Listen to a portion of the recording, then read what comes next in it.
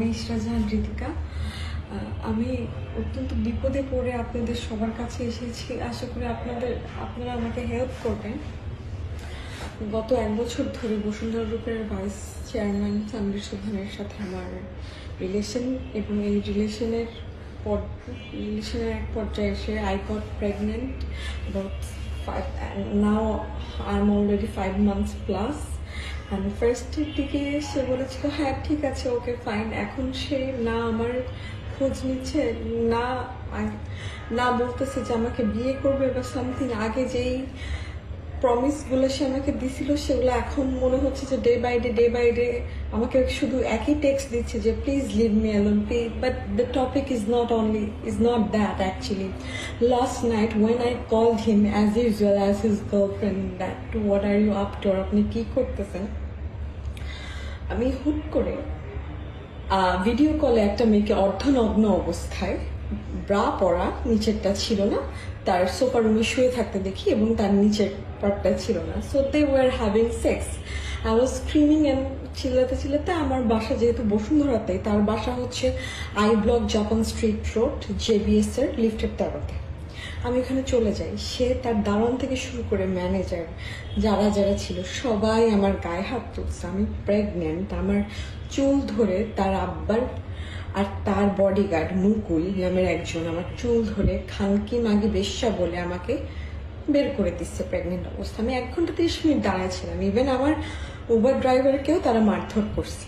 তারপর আমি যখন উপরে ওঠার পর আমাকে 1 ঘন্টা 30 মিনিট পর সে উপরে উঠতে দেয়। অনেক কষ্টের পর সে মেয়েটাকে নিচে দাঁড় করায় রাখে। তারপর আমাকে মারধর করে পাঠায় দেয়। দেন আবার আমি যাই না। আমি আবার যখন ঢুকি, তারপর আমাকে তার কাজের লোক সুবীর আর একরাম মারতে থাকে। একদিকে সুবীর নামে কাজের লোকটা মারতে থাকে, আরেকদিকে একরাম নামে তার আরেক কাজের লোক। সে বলে ভিডিও কর, এই বাঘেকে আমার লাইফে আর চাই না, ভিডিও কর। আমি তার বাচ্চার মা, আমি ক্যারিং হিজ চাইল্ড। সে আমার পেটে লাথি দেয়। সে আমাকে ইভেন এই যে আমার হাতে অনেকগুলো মায়ের, আমার পুরো শরীরে আমাকে লাথি দিতে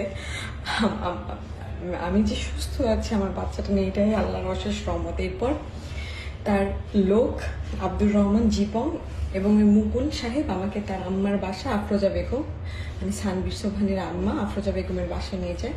উনি আমাকে থ্রেট করে, উনি আমাকে মারে। উনি বলছে আমাকে চুল কেটে দিবে।